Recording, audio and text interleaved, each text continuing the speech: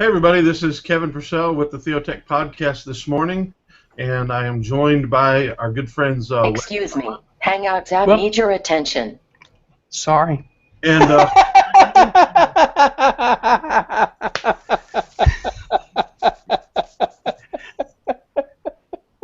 it's going to be one of those episodes. Need your attention, and we need your.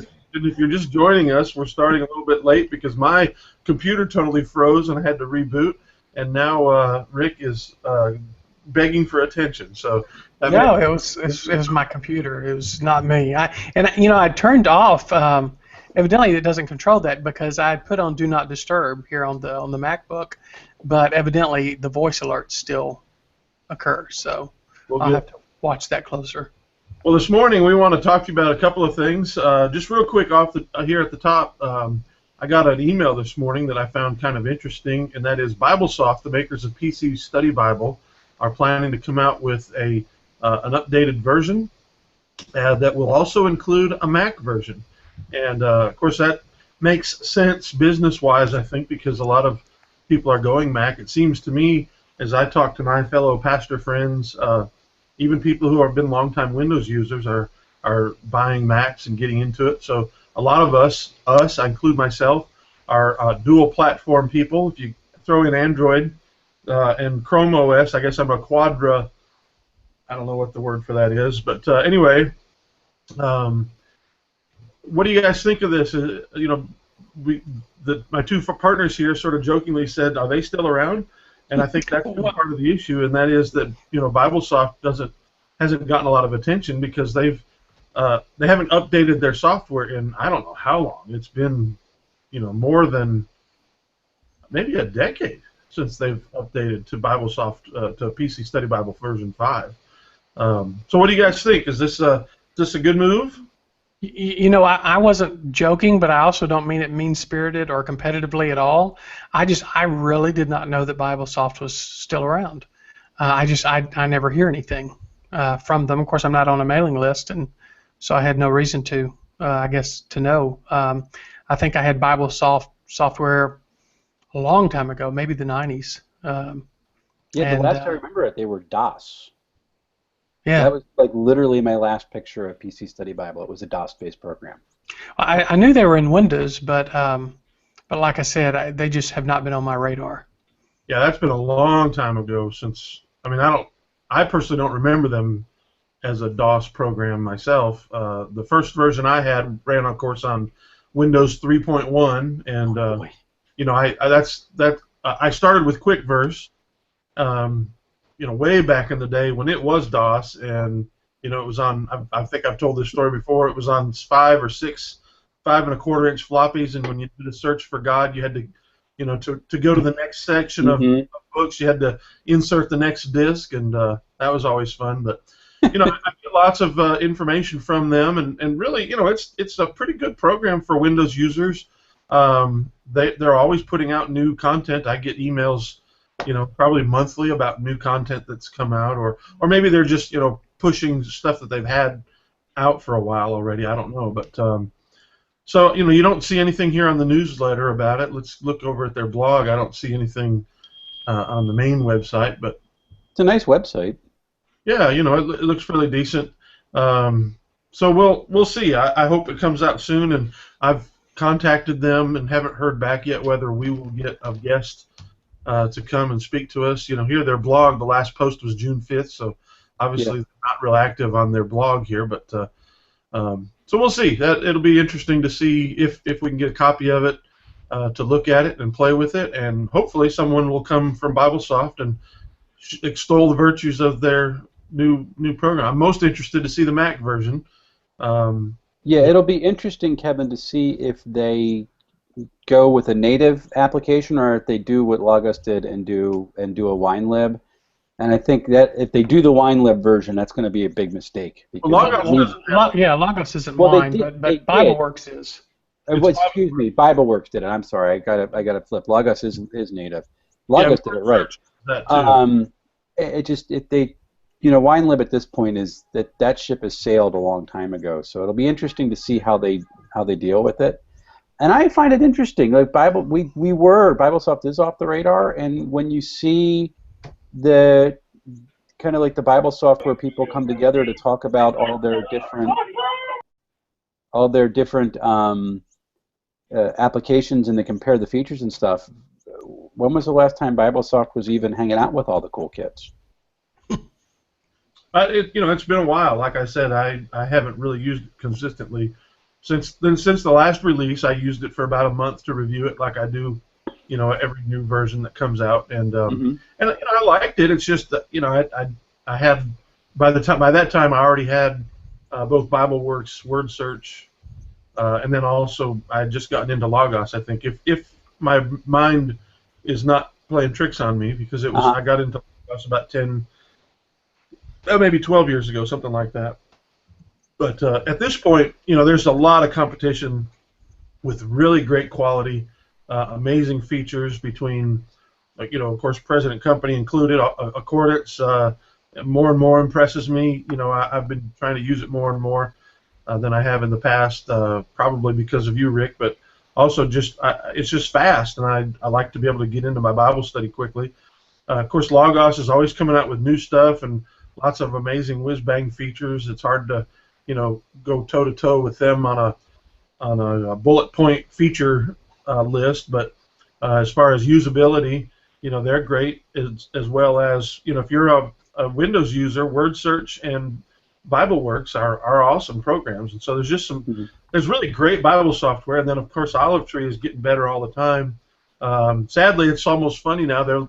Olive Tree's Mac version is now the one that's been left in the dust, and it's going to be a number of months before we'll see something new from the Mac side of it. But it's just interesting. We don't want to spend too much time on it, but Antoine, you just joined us. So we announced that BibleSoft has today announced that they're coming out with a new update and for PC Study Bible, which will include a Mac version. And so you have any thoughts on that, Antoine, that you'd like to share with us? I don't even use those platforms. So I don't use PCs. I don't use Windows unless I'm beholden to do so. So it's not really something that I could comment on. If it ain't been on a Palm Pilot or later, I probably haven't used it as often as enough to really get a good opinion to it. Yeah, I know that they don't have a mobile version, and that's if they really want to stay relevant, they're going to have to go and add a mobile version of it at some point, or an online version that has a good mobile presence. That'd actually be my preference. That everybody just make a really great online version. I know you've said that Accordance has no interest in doing that, but that'd be my personal preference. That everybody make the very best quality online version that runs on a Mac, a Windows PC, a Chromebook, Android, iOS, all the same way. That's nirvana in my opinion. But anyway, we'll move on because there's not a whole lot to talk about until we actually get a look at it and see it. What we really wanted to talk about before we got this news this morning was backing up your computer.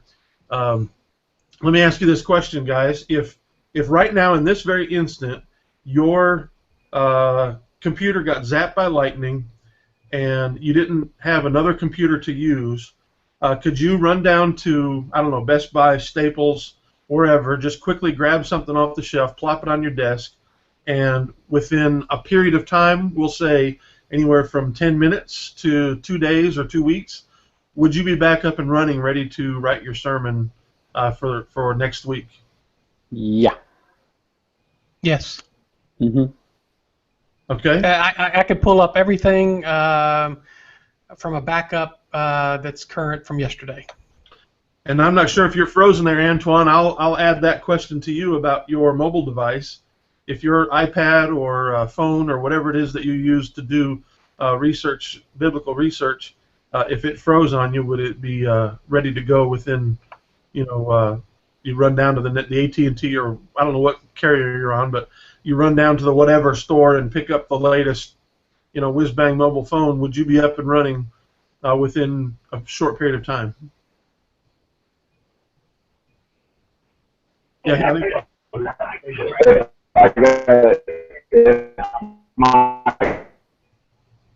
We'll take that as a yes. Computer got hit by lightning, I'd probably be hit with it as well.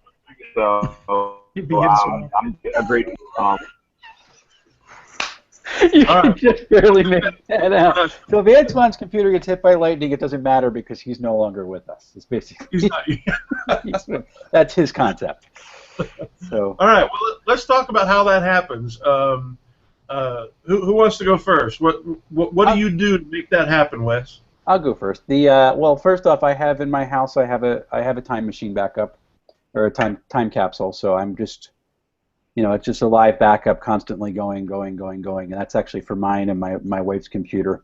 The kids are, I'm not too worried about them right now. And then I also have a time machine drive up in the office at ABCNJ. So when I'm there, I plug in and I have an offsite backup that way.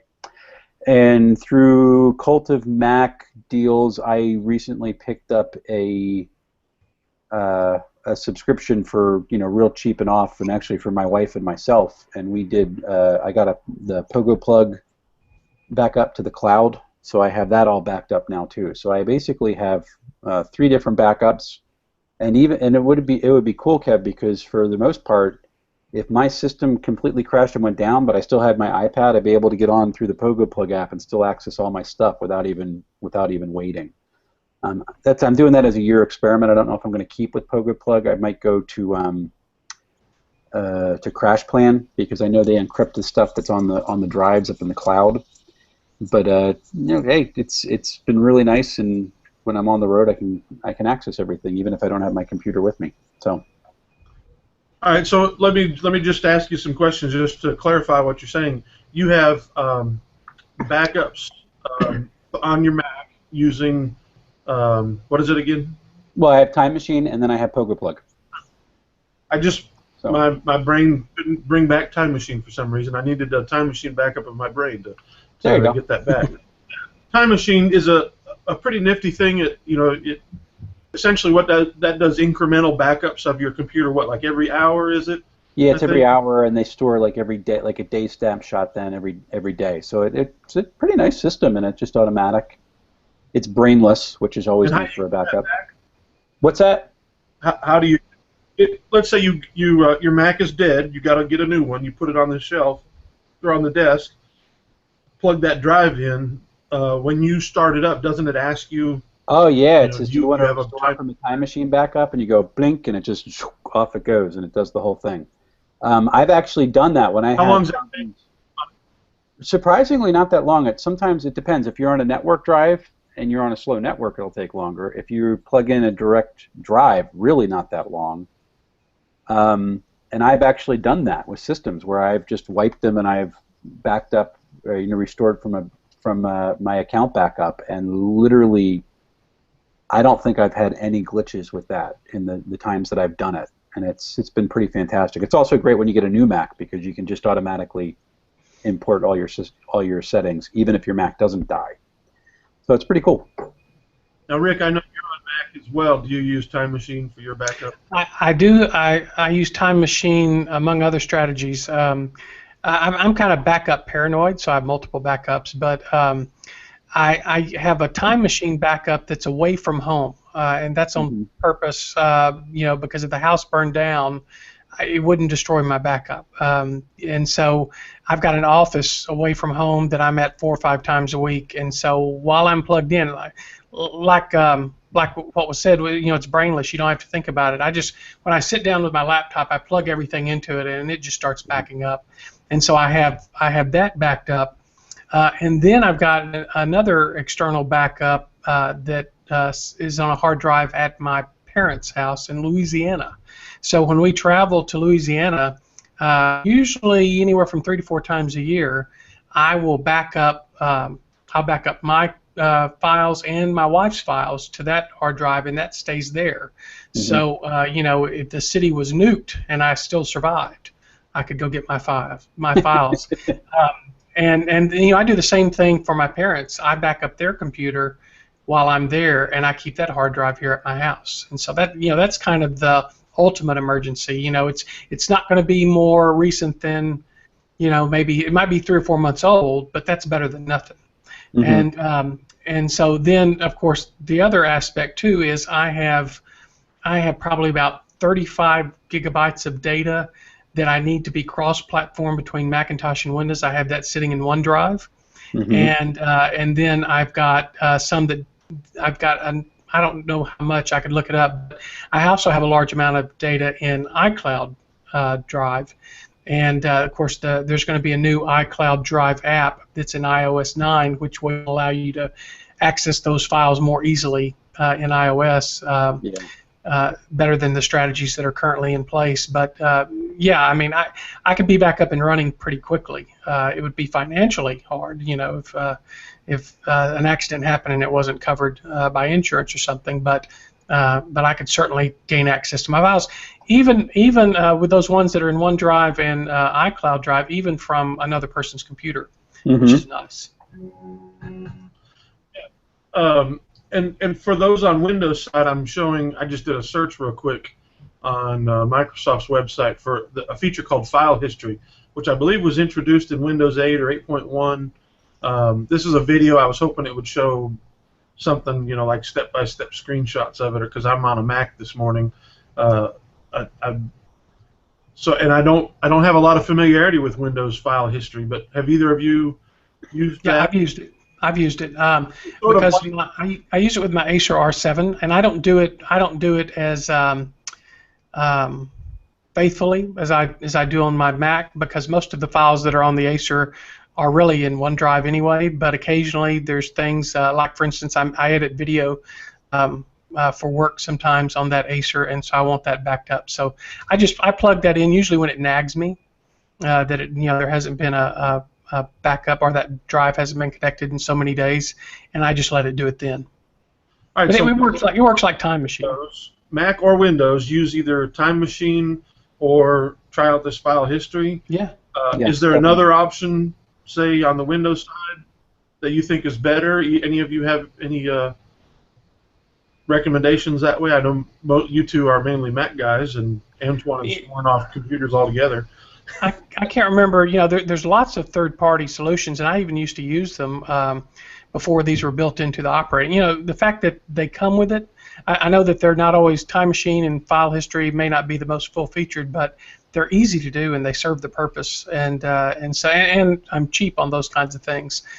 So you know, I just use those. But I know that there are good third-party applications out there for backup. I just haven't used them in so long. I don't remember what they are.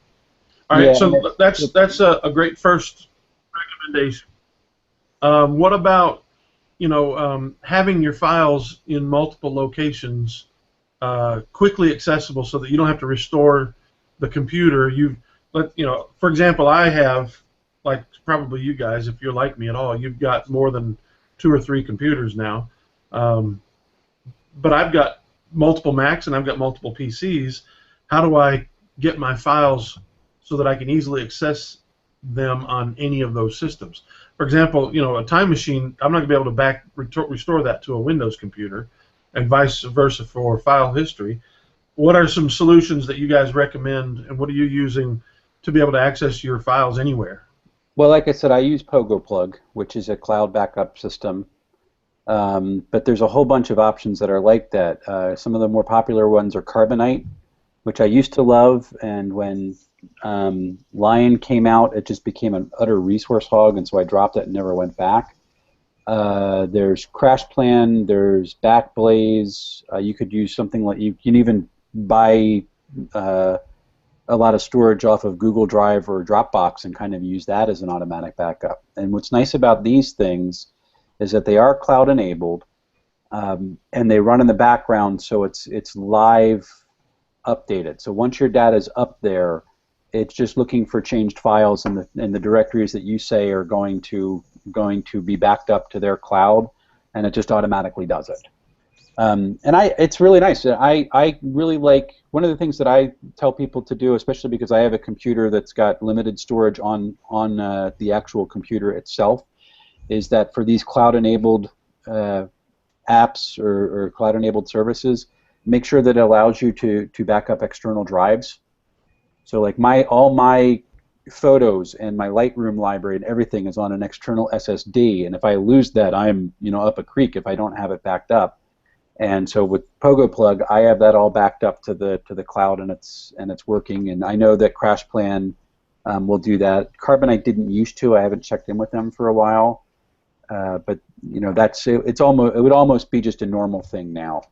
And I really like that. And again, there's apps for like mobile devices, or you can log in on a website and you can navigate all your stuff, just kind of like a Dropbox type thing. And it's nice to have literally all your files wherever you are. So now it's go ahead.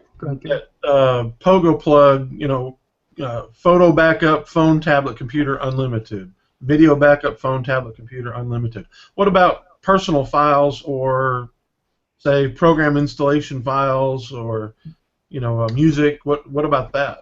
Yeah, it's all. It basically it's you tell it what directories that you want to back up, and it backs it up. So like all my documents and all my other stuff like that. It's not a snapshot like Time Machine. So I'm not going to get back to all my apps for the installation files and things like that. Like my Accordance library is all backed up, so that I know, like, I'll be able to get back to my workspaces and things like that. But it really is just for your files. It's not to take a snapshot of the machine. It's just your data that's getting backed up. So I'd have to reinstall all my apps, which I'm perfectly fine with. I like that better anyway.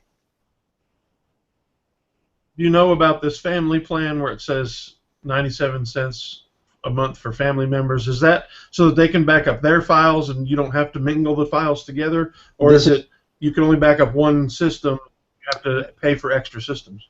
No, what happens is, and what my wife and I did is, because we got it through a Cult of Mac deal, so we got like an insane amount off. So we actually have two accounts, one for her and one for me. And next year we'll keep my account, we'll drop hers, and we'll add the entire family onto our plan, and we'll if we keep with PogoPlug, we might move to something else.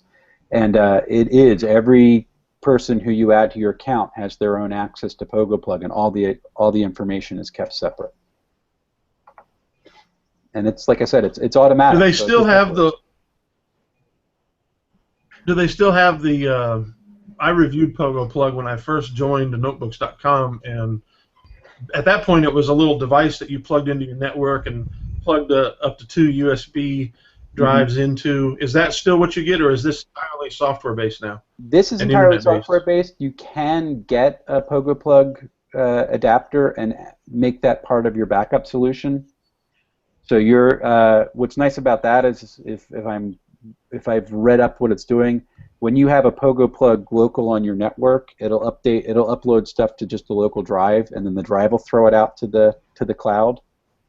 So it happens a lot faster, at least from your perception, and then you get a local backup and an external backup at the same time. But I don't have that. I'm just using the software because the Time Machine is my local backup. Yeah, it used to be this weird garish pink-looking thing, and I always thought, what a weird-looking. It really was odd-looking. so strange. Yeah.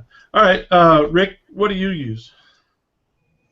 Well, I mentioned already that I use both OneDrive and iCloud, and for backing up the most important files, especially files that I need quick access of, and both of those have websites. You can go to the OneDrive website or the iCloud website and access those there. And then I also we barely mentioned photos, but I've got something like 36,000 photos going back, I don't know, well over a decade since we started using digital photography. And not only do I have those in iCloud because I'm now moved from Aperture to the Photos app, and so those back up automatically, and they're on all my devices. But I also turned on my phone, OneDrive will automatically back up your photos on an iPhone. I assume they will on an Android phone too, and so and it's so quick because I go through photos and I delete the photos I don't want. Those photos that I don't want, if I were to ever delete something by accident, they're already in OneDrive. And so I keep that folder, that photos folder, from syncing to my local computer, because there's no need to have that duplicated. But I know that that's always there if something, heaven forbid, were to happen to iCloud Drive, my photos there. So I've got yet another backup there as well. I was doing that with Dropbox. Dropbox will do it too, but I think I only have 3 gigabytes of space, and so I ran out of space very quickly there. But if you've got the full terabyte deal, that's yet another option. Yeah, I'm showing some photos in my camera roll on my OneDrive. That's one of the primary tools I use is OneDrive. And of course, this was for the Amazon Echo. So yeah, I think that OneDrive. I'm interested in PogoPlug. It's a $29 option. That's incredibly inexpensive, and so that might be a really great solution for people who don't use Microsoft Office. But OneDrive, if you have an Office 365 subscription, comes free. Well, it's part of the deal, and it's 1 terabyte. Is that right? They say unlimited, but it says 1 terabyte when you actually log in and look at it. I guess if you hit a terabyte, they would give you more. Right. That's not for Office 365. Nice. Yes. That's and you can put anything in there. Right. I don't have it, so you can see it. Let's see. I'll stop screen sharing. It runs a little client here, and I'll share my entire screen and then get rid of that, so you don't. But you see up here. Can you see that up at the top, the menu that just dropped down? Up OneDrive. Yeah. See, it shows I've got 43 gigabytes used out of 10.2 terabytes. So nice. That up, limited. Nice. There's no way I'm ever use 10 terabytes, but they say unlimited, but then you see that there's that limit. But that's essentially unlimited. So you run this in the background. Yeah, and of course it's backing up, downloading 20 files, 320, 380 of 420. See, that's coming down pretty quickly, which it's a lot faster than this, but I'm streaming video in HD. Kevin, and Rick, right now. OneDrive, you determine what drive or what folders you're going to sync? Yes, you can completely control that. Okay, good. You know what the thing that frustrates me with all of these kinds of OneDrive, iCloud Drive, none of them do exactly what I want them to do, which is probably why I'm on more than one service. But the way that OneDrive had the placeholders in Windows 8.1 is how I wish that it was on the Mac. And see, it's never been that way on the Mac. And so I have to actually tell it on the Mac, do not download these folders. By that placeholders. Well, the way they had it in Windows 8.1 was that you could see all of your files in a directory. You could open up a folder, you could see all of those files, but they may not be there. If you had enough hard drive space, they might be there, but you could tell it either way. But you could see what it was, and you could double-click the file, and it would download and open usually pretty quickly if you had a good connection. And so it was very convenient, and they did away with that in Windows 10, to where now it's like the Mac version.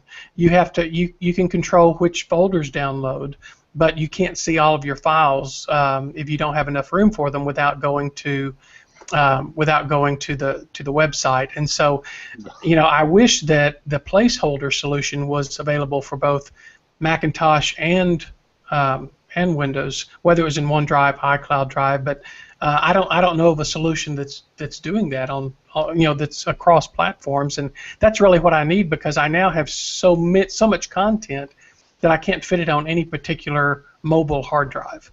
Rick, here's one. We are going to fix that, by the way. Yeah, but here's one for you to check out in the meantime. You've heard of File Transporter? I have not. Okay, File Transporter, it started as a Kickstarter, and you can get either a tall little cylinder type thing that has a drive built in, or it's called a transporter sync, which is like a little round hockey puck thing, and you plug a USB drive into it. And it's called File Transporter because you can use it like just having a Dropbox at your house, and then you kind of just use it like Dropbox. But if you put one externally, say at your parents' house or your office, and you plug in a drive there and you connect them, it keeps the two drives in sync. But what Transporter did was really cool. if you put things in the transporter folder, it's like Dropbox. It's on your local hard drive, and then it's backed up to these external drives. They have a little shortcut in there that's called the transporter library, which is like having a network drive mounted to your system. So you get anything that's in there is not downloaded to your system until you access it, and it puts it into RAM for use. But you have all the placeholders. So I've actually been considering getting a transporter sync just for my house and putting it somewhere else, just so I can start putting my stuff in there, and I don't have to worry about it. I'll have to check that out. You know, I've experimented like with plugging a drive into my airport router, and I can't access that in most places, but I still have issues where I'm in places where the Wi-Fi is just really lousy. If Wi-Fi was great everywhere, that would be a good solution. So yeah, I'll have to check into the file transporter. Yeah, but I really like OneDrive because, you know, this is my Mac, and it's my OneDrive folder with my camera roll, and then if I go online, I see the same thing, and it's really fast. I'll take a picture. I've got OneDrive set up to automatically back up my photos on both my iPhone and iPad, as well as my Android phone. And I'll take a photo, and then I don't like the photo, or something messed up, or maybe I accidentally took a screenshot of my hand or something, because I had it over the lens, and I'll go try to delete it before it backs up, and it's already backed up. Yeah, that's what I was saying. You know, it deletes all those. I mean, it keeps all those folders that I've deleted because it's faster. I think that the OneDrive photo backup is faster than iCloud distributing those photos out to all your devices. Oh, iCloud is terrible. It's so slow. Yeah. Really slow. That's cool. What's it cost for a 365 subscription right now for a year? You can get it like $79 or so on Amazon. And then you get a terabyte of storage on top of that. That's not a bad deal. Where did Kevin go? I don't know. He may have frozen up again. We're still live though. If you have access to an educational discount for Office 365, it's 4 years for about the same price. I think $69 or something like that. Okay. And that's 4 years? Yeah, 4 years, but only 2 machines, and then multiple mobile devices. Interesting. Okay. Yeah. Because my wife can do that. Yeah. That's a really good solution if you only need 2 machines. Well, can she buy 2 subscriptions? No, I've tried that. Well, you can, and you can assign them to different registered email addresses. And so I've actually done that. But the problem with that is that address is going to be tied to the OneDrive folder that's associated with that Office 365, and that can become problematic. No, I mean, if I buy it for like my kids' computers, then they're set. Yeah. Yeah. It's worth looking into. Yeah. I don't know. All right. Hey, Kev, welcome back. No, I can't hear him. Yeah, we can't hear him. There you go. Up. Problems? There, we couldn't hear you when you first came back. Oh, okay. Yeah, this for some reason this morning Chrome and this Mac are not behaving well together, and so this is my Mac that got lightning struck, and so there might be something going on that it's finally dying on me. Gotcha. But anyway, well, Antoine, we haven't heard much from you. What is your personal file backup solution? I have a lot of stuff, but I don't back up a lot of stuff. Made a decision know that I would on calendar and content. I would let like Dropbox, OneDrive, Flickr, wherever else they go. Public photos pretty much are the only thing that I let get backed up in multiple places that I do and don't control. My music files actually sit on a phone that does not touch the internet, which has been a nice, neat new philosophy of mine. I have a Nokia N9 that has 64 gigs of space, and it's become my car radio / my off-site storage. Being Linux-based, I have a bat file that's able to run backups from other devices. I connect to those other devices via Bluetooth and pull down files as necessary. And then I also use BitTorrent Sync from either my iPad or my Android devices to that N9 when I need to do or want to do really a backup of anything big. In regards to, how do I back up my other mobile devices? My phone is my wrist. There's nothing on here except my calendar and contacts, and that's already duplicated on other devices. So if this were to get struck by lightning, I'd lose my arm / it'd get back up to speed as soon as it get connected back online. My iPad device, I do not store anything on it at all, actually. The only images that are on my iPad device that stick around are images that I may download when I'm doing contract work for other clients. So they're usually stored elsewhere, and I download them to my iPad or to whatever other devices I'm working on, my Chromebook or what have you. I try to do as much off-device storage as possible in places that I control. Therefore, I can better monitor, where stuff is going and who has access to what. I've been a big fan of Federation for a long time for that reason. I don't use any automated backup programs other than If This and That. And that's kind of really about it. It's a manual process on my end. It'd be nice if it was as simple as maybe a time machine or something like that. But there's really no need for it. I'm not to say that I'm using the internet as my hard drive. I just don't trust any of the companies that run internet as a hard drive type stuff. Well, let's to get some understanding from this. By the way, let me just share this real quick. This is a device that the iTwin.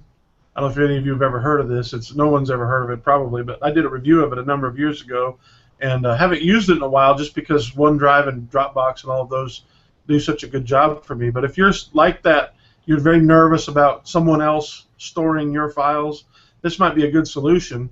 And what this thing does is it plugs into your computer. They've got it for Mac and Windows, I believe. And essentially what it does is it turns it into a remote networking tool automatically without the configuration and that kind of thing. I'll show you the actual device here. Here's the device, and it comes apart. So you actually start by putting it plugged in together. You plug it into your computer. You make sure you have the software downloaded, and it sets things up for you. And then you pull it apart, leave one of these in one computer, plug the other one into the other computer, and you immediately have a remote connection through the internet or through your local network, depending on which solution which state you're in. And it's kind of a neat little device. And if you're nervous about letting Dropbox or Microsoft with OneDrive or Apple with their iCloud Drive have your files, this is one way to keep that from happening. One thing I could see someone using this for is hand one of these. Like I've got a kid off in college. He sometimes calls me up and says, Dad, I'm freaked out. My computer's not working right, and this allows me to remote access into his computer, and it also allows us to transfer files between each other, those kinds of things. So it's one solution. I don't personally use it just because I prefer OneDrive. I don't have the hang-up over Microsoft having my files. If they break in and steal and start reading all my files, maybe they'll get saved. Because most of what I have is Bible study and sermons. Kev, the neat thing about it, looking at their website, is that the two keys form a VPN. Yeah, right. So not only that, you're encrypting your internet access when you're out like a coffee shop or something, and it's all done via private key on that device. Exactly. That's pretty cool. Yeah, it's a neat thing, and I've got two of them, and this is the old one. I'm not sure. I can't remember what the iTwin Pro does that the iTwin does not do, but they both work. As far as I know, I haven't plugged them in quite a while, but they just sit here for that time when I say, boy, I really could use, and then I say, oh yeah, here it is. I've got that solution. So just to kind of put a summary statement on all of this that we've said so far, number one, it's a good idea to do incremental backups so that you can quickly get it back, either on Windows or on Mac using, file history on Windows, Time Machine on Mac. It's not a bad idea to do either manually or automatically some kind of off-site backup, and that's an important solution. I like what Rick said. You use, because if Microsoft goes out of business, all my files are on OneDrive. Now they're on multiple computers too, so I'd be able to quickly go and find another solution. But if I lost all my computers and Microsoft, I'd be in trouble because I don't do that third option that you talk about, Rick, and that is to sort of manually give your files to someone else somewhere far away from you, which I probably should do. Someone you trust. Someone I trust. Like I ought to probably buy a cheap, not cheap as in poor quality, but inexpensive a backup hard drive and put all my stuff on it and then mail it to my dad, every so often, and then when I go up and visit, give him another one, or whatever, those things like that, because he's in Milwaukee, whereas I'm in North Carolina. If North Carolina blows up and I survive, Milwaukee probably won't, and vice versa. But that's where file transporter comes in handy, because you can essentially do that without having to travel. Okay. That's another option is if you can find a way. Well, this iTwin would do that. You could do it remotely. Yep. You could send him the other part of the disk and say, here, plug this into a computer that you don't mind, and add it, put a folder there. My dad would probably be willing to do that for me. But here's another thing, and this is the other issue, and that is your software. Where do you get that? Increasingly, software companies are allowing you to download so that if you lose it, you can just go to, say, Accordance and download the program, or Logos and download the program, and download all your books if you needed them. My fear about that is, for example, Kindle. I had some Kindle books, and a lot of people had, what was it, 1984, the book 1984? Yeah, and they deleted it. It's very ironic that they took 1984 away from people. You just lost it all of a sudden. I haven't backed up any of my Kindle books. I mean, they're all with Amazon. And so that's something I probably should do is download all of those and back them up somewhere. Maybe even if it's got DRM in it, rip the DRM from it. But I used to do that, but I don't keep up with it anymore. Yeah. Every time I buy a Kindle, because my e-reader is a Nook, so if I have to buy something and it's only available Kindle, write in Caliber and off it goes and convert to EPUB. Okay. So what do you recommend as far as there are programs. The only way to get it, for example, BibleWorks, they sent me an ISO, and I can back up that ISO in those multiple locations. But let's say you have a program on disk. What do you do with that CD? That some program that's still stuck in 2005. Wow, I can't even think of what I have. It's on DVD. Is there anything like that? I don't have anything right now that I can think of that I still install. My Adobe suite, because I think I have CS6 and just haven't had any need to go to the Creative Cloud version. That's still on CD or DVD. Okay. So I don't have it backed up. I mean, if something happened, I could just make a copy of it and back that up. But if something happened to it, I'd have to go to Creative Cloud, I guess. But it's a good idea, even though you can always go to Accordance or Logos or whoever, Olive Tree or whoever, to download. It's a good idea to back up. For example, we talked about PC Study Bible here at the top. I got that review copy of PC Study Bible 5 before I moved to our present house, and in that move it got lost, and I contacted them and said, look, I reviewed this. I'd like to open it up and take a look at it again. My thought was, I never cover PC Study Bible at Now Ministry Tech Magazine, used to be Christian Computing. Maybe I should install it and use it a little bit and then write an article of some tips on how to use PC Study Bible.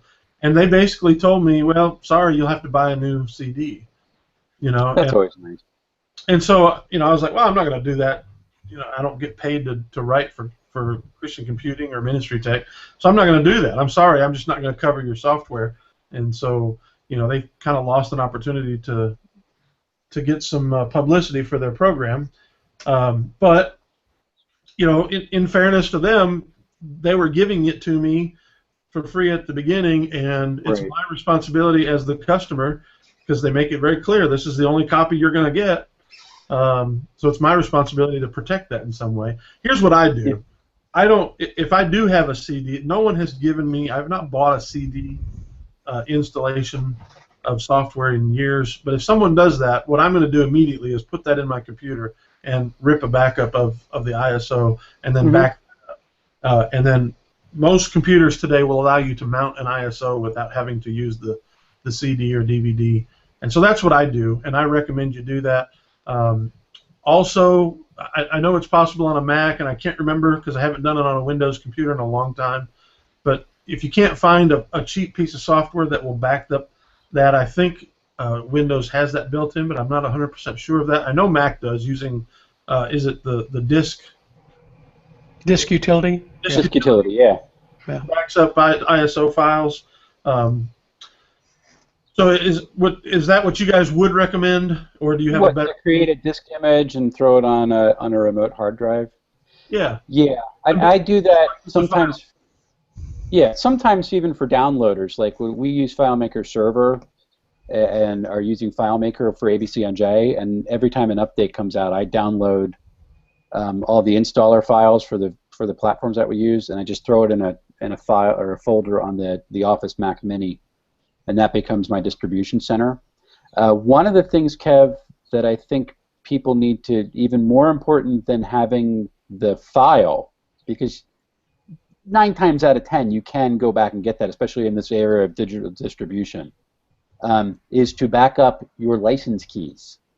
Because if you're buying software that's not out of the App Store or someplace where, it's already tied to your account, and you don't have the license key, you are in big trouble. And I keep that in Evernote. I actually have it in 1Password. So that's where I keep it. Yeah. So. Find something to keep it and back it up. I sadly have them all over the place. I failed to mention Evernote, but I've got a lot of my work in Evernote.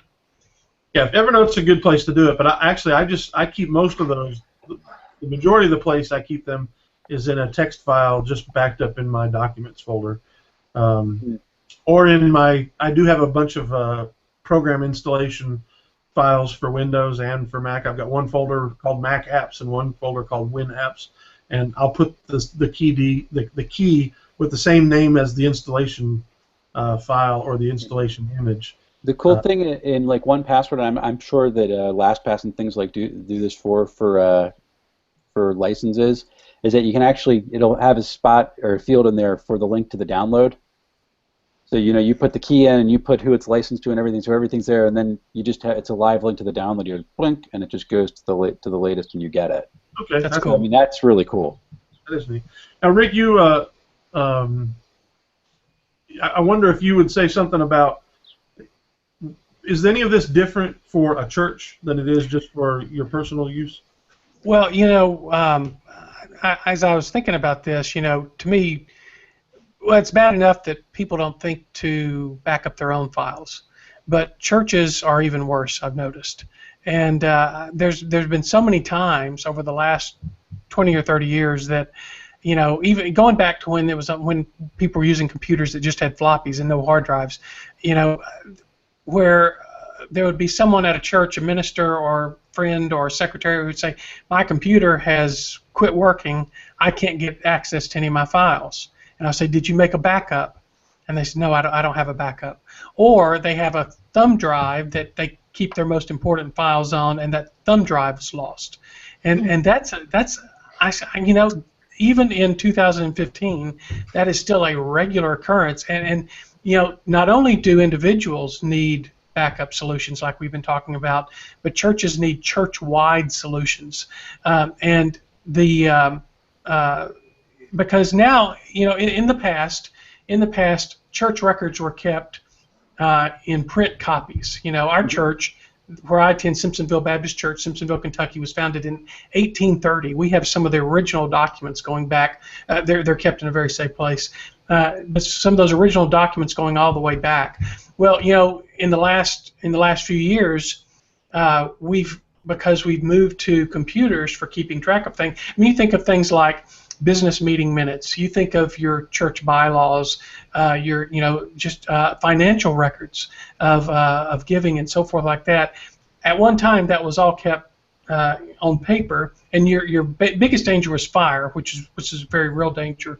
But today, the biggest danger, I think, is that you have no backup copy when that computer dies, and churches often will tend not to replace a computer until it dies.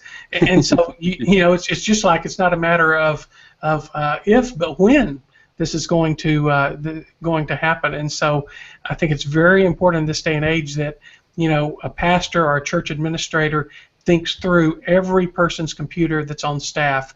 If for nothing else, for the next person who comes to that position, that they have the important documents that they need for that, and just to prevent loss of financial information and so forth, there needs to be a plan in place. And like I said, I think churches are even worse than individuals about this.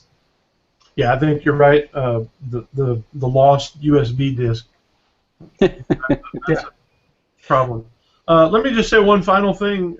I'll let you guys have a final word if you've got something else you wanted to add to this discussion. But this is actually one area where Chromebooks really excel.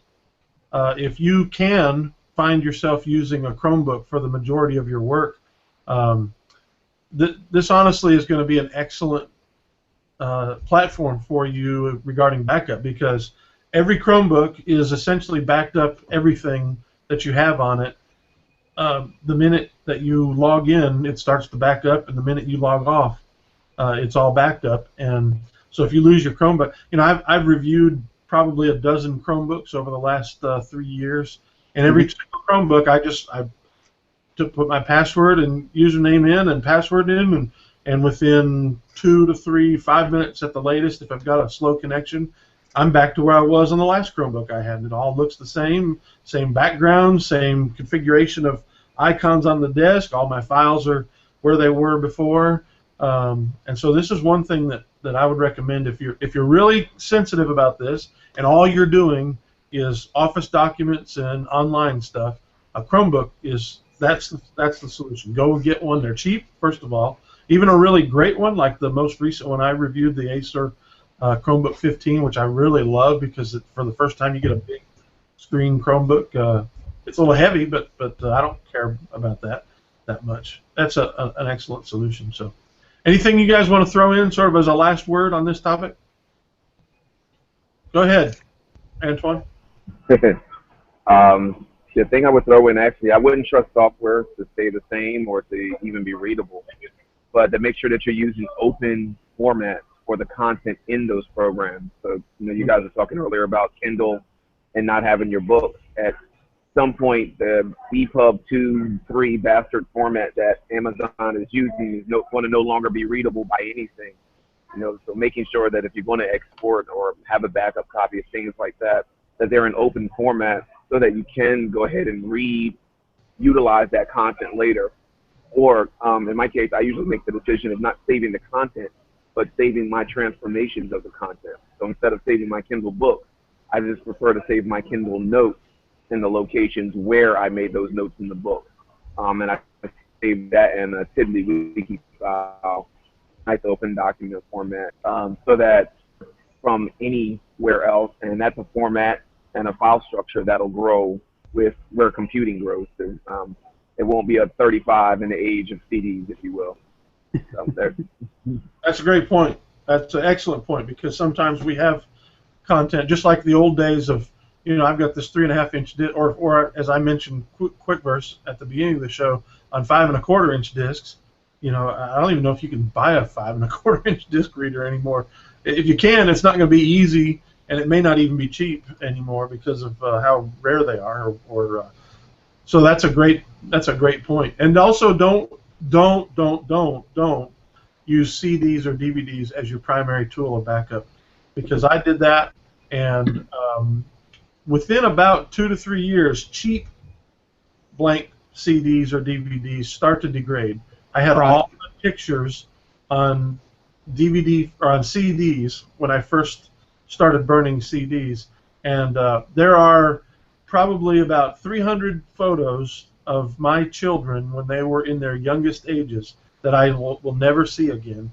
And that is because I backed them up. The first digital camera I had, I would always back up every single, collection of discs to a CD, thinking I was good.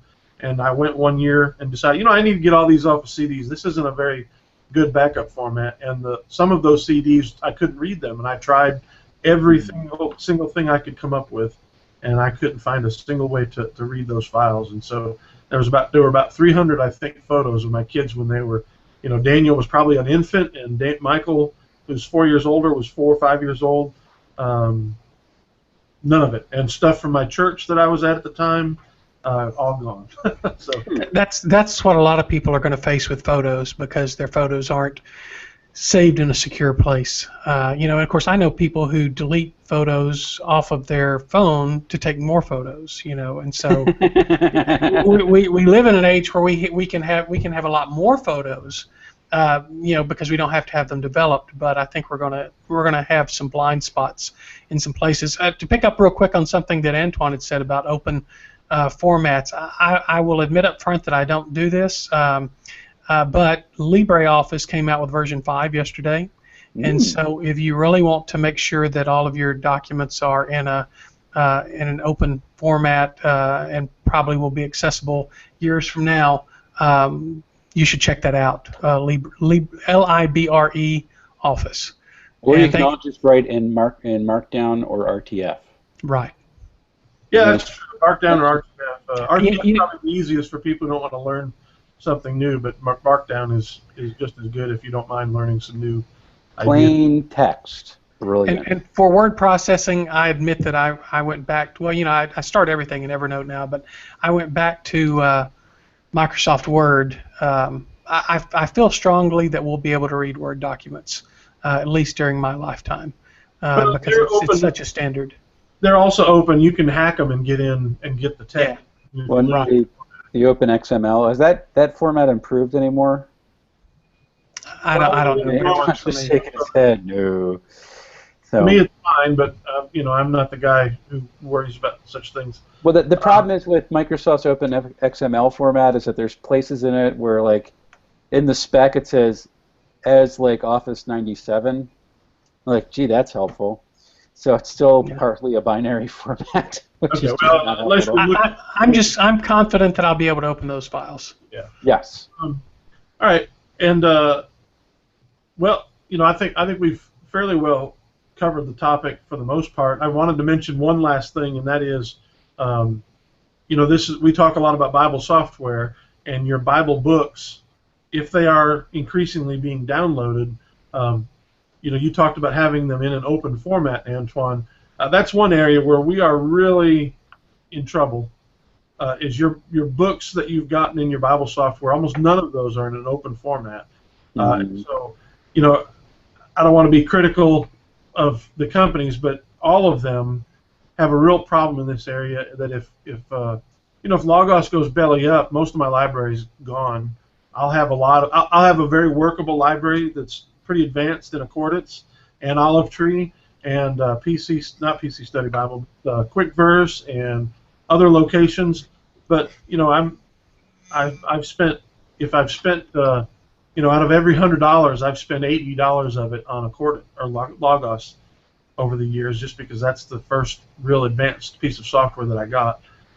And so we're all just kind of messed up. Back up those files, but if it ever comes to a point where you can't install Logos, then you're basically done.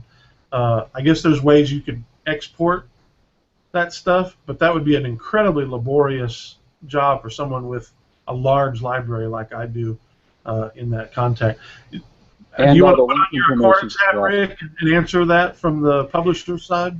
Yeah, and I'll give two sides to it. On one side, the example that I think we still remember is Zondervan's, what was it called, Pradis, Pradis platform. They just discontinued it, which well, I won't go into reasons why, but anyway, they discontinued it, and those folks were just stuck. There was, they could continue to run that software as long as that software, would run on the current operating system. But you could eventually come to a time where it just wouldn't work anymore, and you don't have any support. On the other hand, for all of the major Bible software companies, there are distinctions in the file formats because each company gives its own value to that. I mean, we aren't giving you plain text in accordance. We've gone through and we've tagged that text according to very specific fields, and so that makes it. And Logos does the same thing. Olive Tree does the same thing. That makes it impossible for those files to go back and forth. But part of it is you have faith in the company, that the company is healthy and the company is going to be here long term, and the company has succession plan for its leaders, and ours certainly does, and I assume the others do as well. To me, it's still more secure than the physical book. I knew professors personally at New Orleans Seminary who lost their entire theological libraries in Hurricane Katrina because all the professors' offices were on the first floor, and that was a real turning point for me mentally, because I was already using Accordance and some of these other software, but I had this whole room full of books, and I thought, these books are susceptible to fire and flood and theft, and at that point I kind of made a turn, and I started investing more in in digital books, and there is always the fear that, well, what if I can't read them years from now? But I need them right now, and so I use them right now, and I invest my money where I think it can be most beneficial to what I'm doing. Some things like converting those Kindle books to an EPUB format is a good idea, like what Wes talked about earlier. I've done that some before, but I kind of think that Amazon's going to be with us for a while, so I'm not overly concerned about that. But yet, nevertheless, it is a very real issue, and it's something to continue to discuss. Well, with something like Amazon, the problem is that if you move, well, there's stories of this of people moving to another country, and they go to buy a book, and Amazon discontinues their account because they're in violation of the EULA. Oh, wow. And they lose their entire library. Or the 1984 example. So if I buy a digital book, I'm putting it up somewhere where I can get it. And by the way, Accordance does not have the ability to come in and yank your books. Now, if we have the ability to turn off the account, which I think, Kevin, you ran into one time just from testing purposes, having installed it so many times. But all you had to do is make a phone call to fix that, and I even know a way around that, which I won't say on air. But I'll be interested in hearing there is a company that I won't name names because it'll sound anti-competitive or whatever, or overly competitive. But there is a Bible software company that does have the ability to pull books from your library, and off air I could give you an example of how this works. But that's something to keep in mind too. Yeah, you're going to have to give us both those tidbits as soon as the show ends. Well, he doesn't tell you, but I know that Logos, if they take it from your library, you can't use it because they go through an activation process. Every time you start up Logos, it contacts home. If it doesn't contact home at least once in, I think, a 30-day period, it shuts down. I think it is. I'm not 100% sure of that, so don't quote me on that. But and if they remove a book from your library for whatever reason, within 30 days that book is now gone if you don't figure out a way. I think I'm right about that. Again, I can't. Rick is not going to confirm or deny that you're correct. I'm not going to confirm or deny that I'm correct either because I'm doing this from memory, and I may have just said something that's totally wrong about Logos. If someone from Logos sees this or hears this and I'm wrong about that, if you contact me, I will more than be willing to correct it next week at the very front of the show, so that there you go. I don't want to disseminate any false information, but I think that that's correct. Well, Rick will give us the tidbits of information and specifics, and then I'll just blog on it this week, and it'll be great. Yeah, but I'll have no idea where I got the information. At the same time, sources anonymous. I'm too critical of Logos because they've made it very clear that they never will intentionally remove a book just willy-nilly. They're gonna they say that they're gonna have a really good reason for removing it, and some of those good reasons are you sold it. That's one thing. Or if they found out that back in the old days, there was a real easy way to pirate Logos books. Amazon thought they had a good reason too when they pulled 1984. Right, that's true. Yeah. I trust. I think they shouldn't have done it. Amazon. Yeah.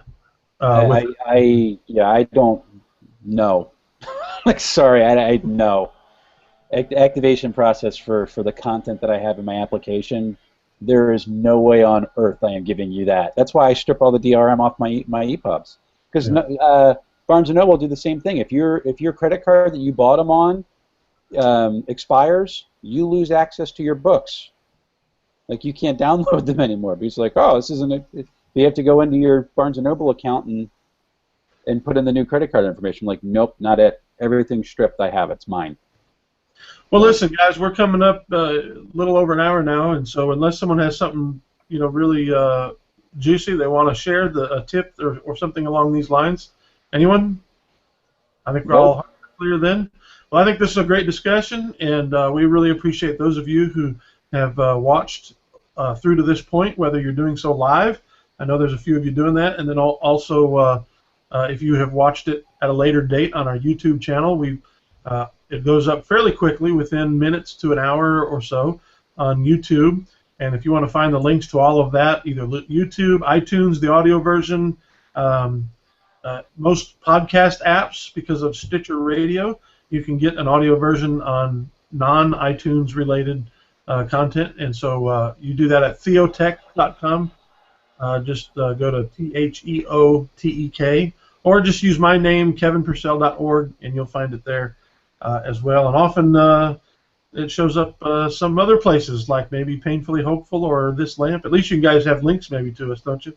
And Mobile Ministry Magazine. Follow our Twitter accounts or other places. I'm K.A. Purcell. Wes?